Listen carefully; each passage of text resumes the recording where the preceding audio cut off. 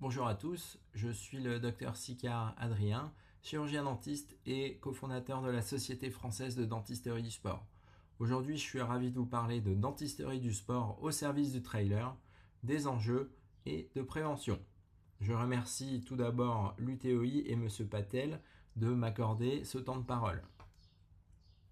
La Société française de dentisterie du sport est une association de chirurgiens dentistes qui a pour but de optimiser la santé bucco-dentaire des sportifs. Nous avons trois piliers: la prévention, la protection et la performance. La prévention va avoir pour but de minimiser l'incidence des problèmes bucco-dentaires sur la santé du sportif avec des diagnostics précoces, des protocoles reproductifs et un enseignement de l'hygiène bucco-dentaire. La protection a pour but de préserver l'intégrité des structures orofaciales en utilisant des protège-dents adaptés, réaliser des gestes d'urgence corrects et optimiser la réhabilitation des dents des patients. Pour la performance, notre objectif est de réduire les impacts de la santé bucco-dentaire sur le sport en collaborant avec nos collègues kinés, orthoptistes, podologues par exemple, optimiser la posture et des travaux de recherche. Alors pourquoi faire un suivi spécifique chez le sportif et plus particulièrement chez le trailer? Vous connaissez cette personne, Courtney Dauwalter, qui est la porte-étendard de l'hygiène bucco-dentaire chez les trailers. Le trailer, c'est un sportif indépendant, donc il va mettre en place tout ce qu'il peut pour optimiser ses performances. Contrairement à un sportif qui joue dans une équipe et qui ne va pas être spécialement autonome, le trailer, lui, va faire les efforts pour aller voir d'autres personnes. Il peut contacter un médecin du sport, un préparateur physique, un kiné, un diététicien, ostéopathe, préparateur mental, podologue, orthoptiste, et il faudrait éventuellement contacter un chirurgien dentiste.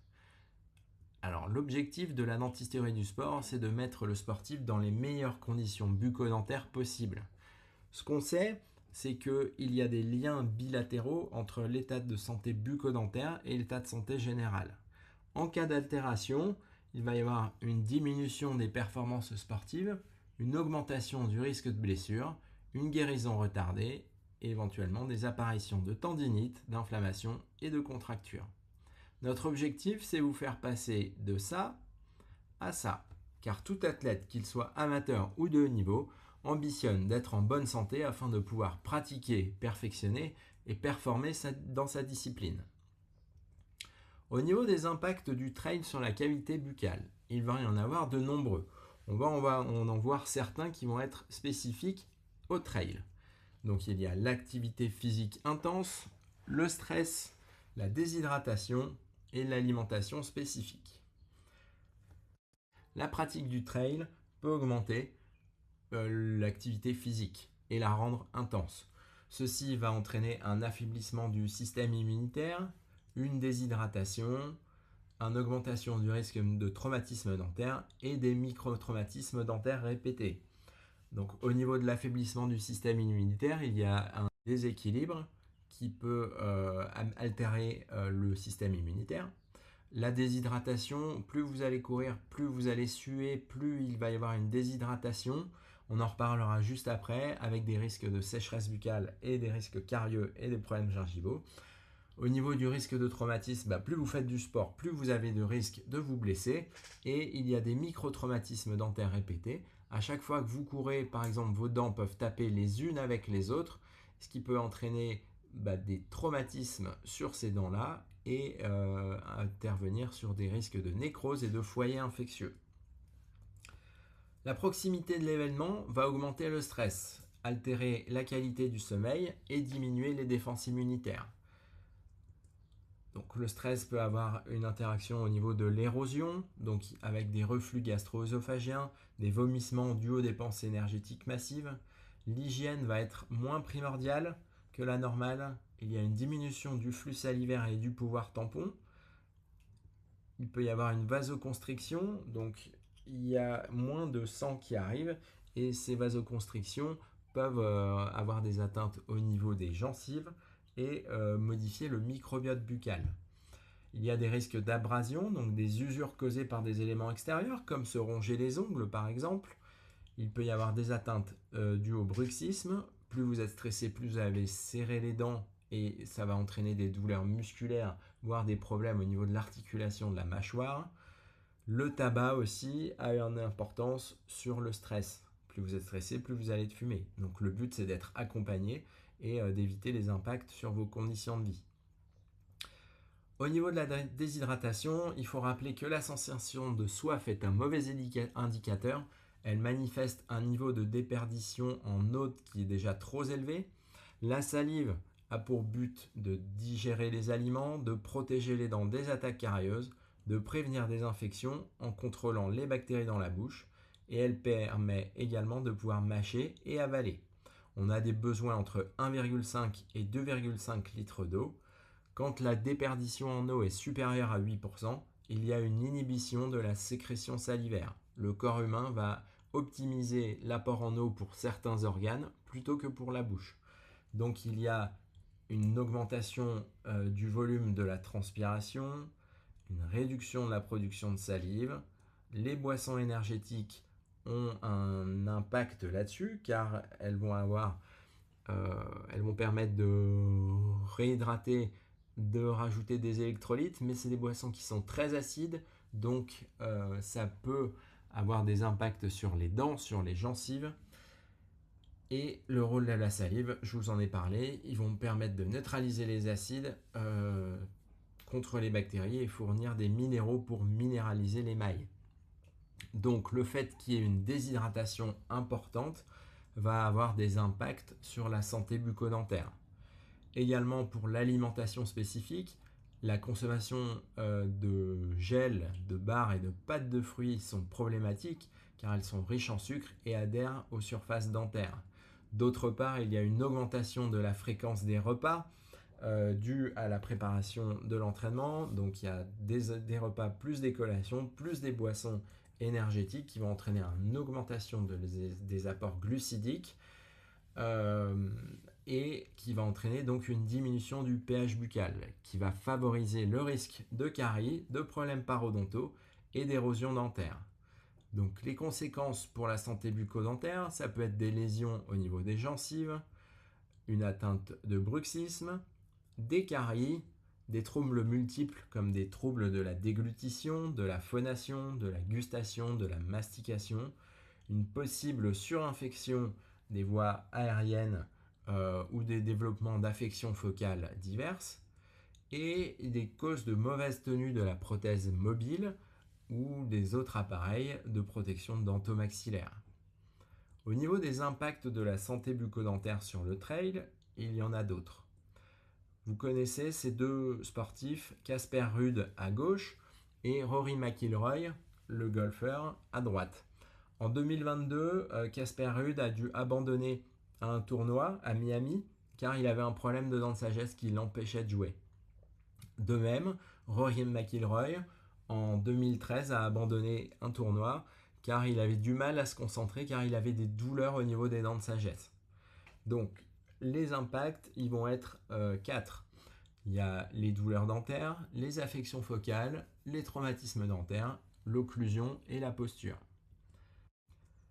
Les douleurs dentaires vont avoir un impact sur votre santé, car ils vont entraîner des perturbations au niveau de la concentration, de la communication, de l'alimentation. Si vous avez des dents en mauvais état, vous allez moins pouvoir mâcher et digérer. Un impact sur le sommeil, des douleurs dentaires peuvent vous réveiller et vont avoir un impact sur les conditions physiques. Les affections focales. Qu'est-ce qu'une affection focale ? Donc, les bactéries présentes au niveau d'une dent peuvent aller coloniser d'autres organes dans le corps humain en passant par la circulation sanguine.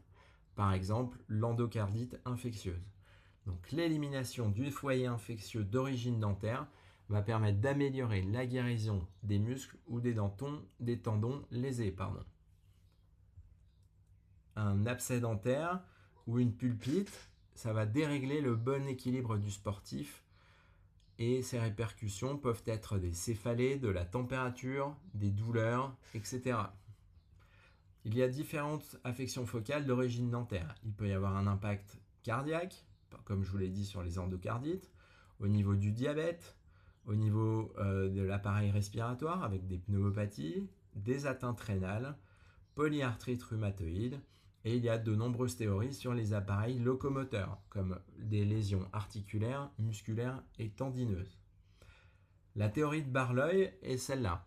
S'il y a une maladie des gencives, il y a une réaction inflammatoire, une libération et une augmentation des marqueurs de l'inflammation, une migration des marqueurs vers les tissus lésés et une augmentation du temps de cicatrisation des tissus lésés ou une cicatrisation incomplète. Ce qu'il faut bien comprendre, c'est que ça n'a jamais été prouvé scientifiquement. Il n'y a aucune étude là-dessus. Par contre, ce qu'il y a, et ce qu'on sait, c'est que si on réduit ou on annule une maladie parodontale, il y a une diminution de l'inflammation généralisée et une amélioration de la cicatrisation et de l'état de santé général. Donc, si on élimine les bactéries qui sont d'origine dentaire, il y a de fortes chances qu'il n'y ait plus de blessures ou de choses comme ça. Au niveau des affections focales, l'origine est multiple. Les bactéries peuvent venir des caries, des maladies parodontales, des foyers infectieux et des péricoronarites sont les atteintes au niveau des dents de sagesse. La maladie parodontale, donc ça va être tout ce qui va être gingivite et parodontite. Il y a un déséquilibre entre les bactéries protectrices et pathogènes et les défenses immunitaires. Donc ça va entraîner une réponse inflammatoire avec une synthèse et une libération de facteurs inflammatoires.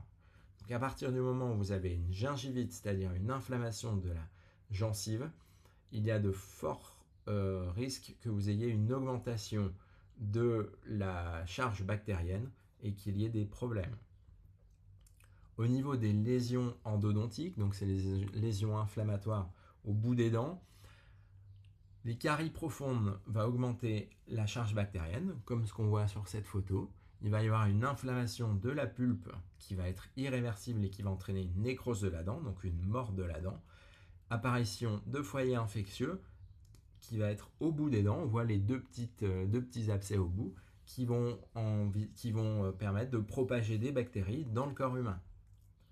Au niveau des dents de sagesse, une grosse inflammation des dents de sagesse peut avoir des effets négatifs sur la déglutition, le sommeil, l'alimentation.